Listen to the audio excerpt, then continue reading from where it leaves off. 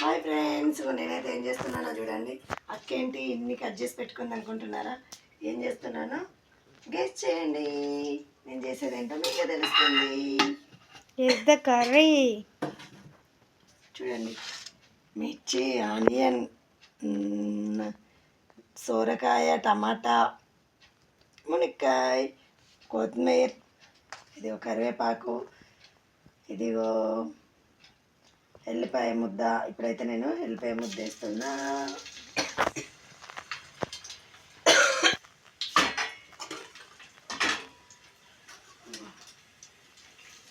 జీలకర్ర,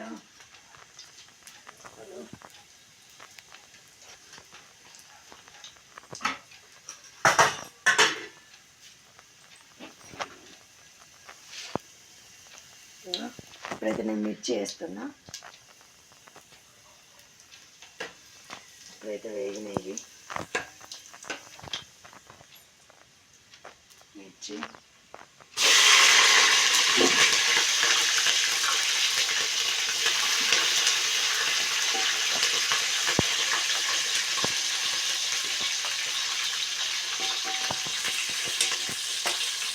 అలాగే ఆనియన్స్ కూడా వేస్తున్నా.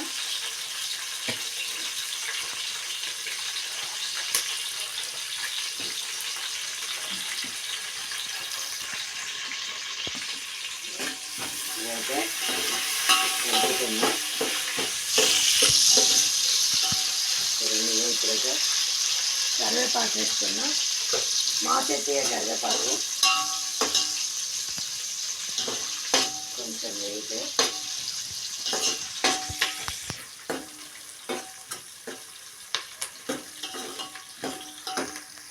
కదా. ఇప్పుడు నేను మునక్కాయ,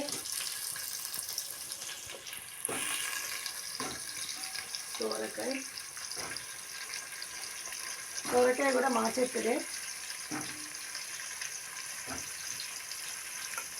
అయితే వేస్తున్నా.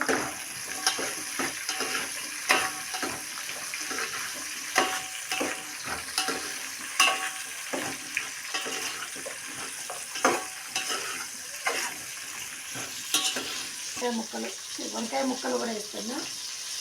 అలాగే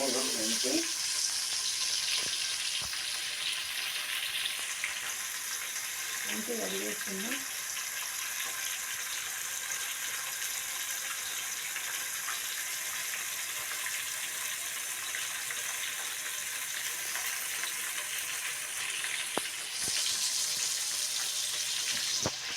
ఇప్పుడైతే కలుపుతున్నా.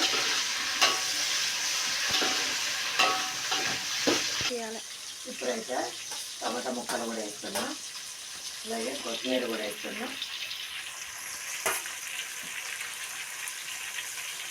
కొంచెం ఉంచాను కొత్తిమీర, లాస్ట్లో దించేటప్పుడు వేస్తా.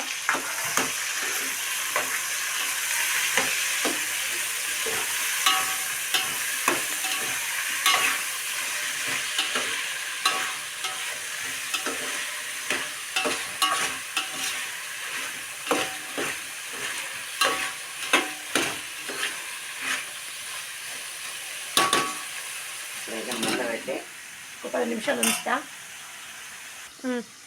ఇప్పుడైతే మూత పెట్టుకున్నా చూడండి. ఇలా మగ్గినాయి కదా. ఇప్పుడు నేను పసుపు వేస్తున్నా.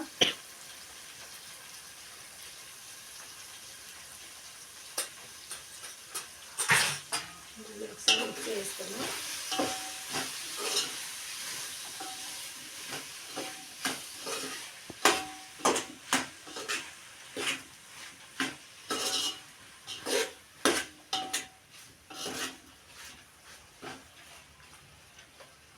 తగ్గిస్తున్నా. కందిపప్పు అయితే మెత్తగా ఉడికించి దీంట్లోనే ఎల్లిపాయ జీలకర్ర వేసి రుద్దాను. ఎందుకంటే పప్పు ఎంత మంచిగా ఉడికితే మనకు అంత చిక్కగా వస్తుంది. పలుచగా వేసినా కూడా చిక్కబడుతుంది చల్లన్న కొద్దీ. అందుకనే చూడండి, బబ్బులు అంటే పప్పు బద్దలు లేకుండా రుద్దాలి. అలా అయితే చాలా టేస్టీగా ఉంటుంది. ఎందుకు కుక్కర్లో అలాగే ఉడుకుతుంది. ఇప్పుడైతే నేను మూత తీస్తున్నా చూడండి. ఈ ఐటెం పప్పు అయితే దీంట్లో వేస్తున్నా.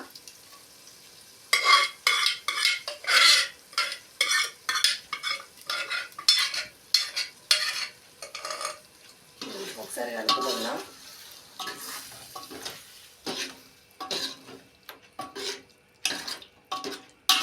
నేనైతే పప్పులో పసుపు వేయలేదు.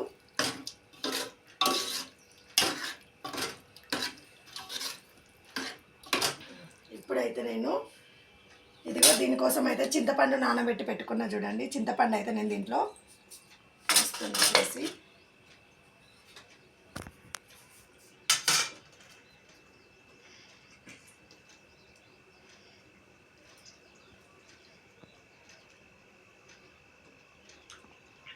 చింతపండు అయితే రసం పోసేస్తున్నా.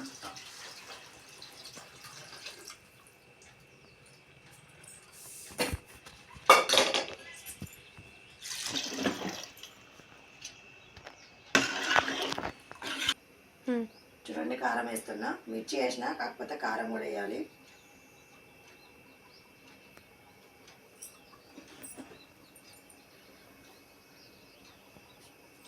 అలాగే ఉప్పు,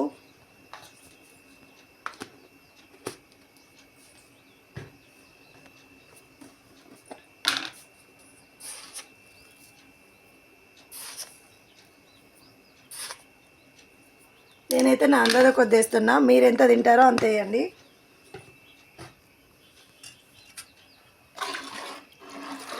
ఇంకా దీన్ని బాగా మసలనివ్వాలి. దీన్ని ఇంకో విధంగా కూడా చేయొచ్చు. పప్పు మసలిచ్చి డైరెక్ట్ అయిపోబెట్టి పోపులో కూడా దీన్ని వేయచ్చు, అలా కూడా చేసుకోవచ్చు. కానీ ఇలా వేస్తే ఇంకా టేస్టీగా ఉంటుంది. ఇప్పుడు ఒక పావుగంట సేపు మసలనిద్దాం.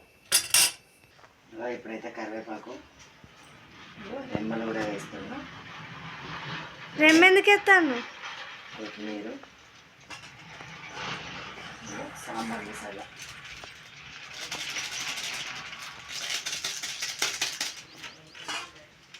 ఇక కొంచెం మసలితే అంటే ఆయిల్ పైకి వచ్చే వరకైతే మసలనివ్వాలి. అలా అయితే టేస్ట్ బాగుంటుంది. ఇంకొక పావుగంట పడుతుంది.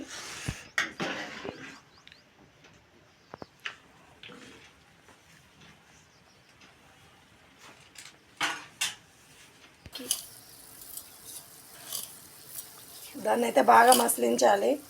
అలా మసిలితేనే టేస్ట్ వస్తుంది. చూడండి ఆయిల్ అయితే కొంచెం కొంచెం దగ్గరికి వస్తుంది. అలా పూర్తిగా దగ్గరికి రావాలి ఆయిల్. అలా వస్తేనే కర్రీ టేస్టీగా ఉంటుంది. సాంబారు నేనైతే చిటికెడంతా బెల్లం కూడా వేసాను. బెల్లం వేస్తే చాలా టేస్టీగా ఉంటుంది. నేనైతే అది చూపెట్టలేకపోయాను, కానీ కొంచెం బెల్లం వేసాను. కొంచెం మసలాలి, అప్పుడైతే సాంబార్ అయిపోతుంది. స్మెల్ అయితే బాగుంది ఫ్రెండ్స్. అన్నం ఉంటే తినుడే ఫ్రెండ్స్. సాంబార్ అయితే అయిపోయింది. చూడండి ఇట్లా ఆయిల్ పైకి వచ్చిందో, ఇలా ఆయిల్ పైకి రావాలి. ఇంకా కూడా వస్తుంది. ఇంకొంచెం అయితే ఆయిల్ వచ్చేస్తుంది. ఇక నేనైతే బంద్ చేస్తున్నాను, ఎందుకంటే దగ్గర బంద్ చేస్తే చిక్కబడుతుంది. అందుకనే బంద్ చేస్తున్నా. ఓకేనా ఫ్రెండ్స్, నేను చేసే విధానం మీకు నచ్చితే లైక్ చేయండి, షేర్ చేయండి, సబ్స్క్రైబ్ చేయండి. పక్కన ఉన్న బెల్ గంట కొట్టడం మాత్రం మర్చిపోకండి. ఓకేనా ఫ్రెండ్స్, బాయ్ మరి.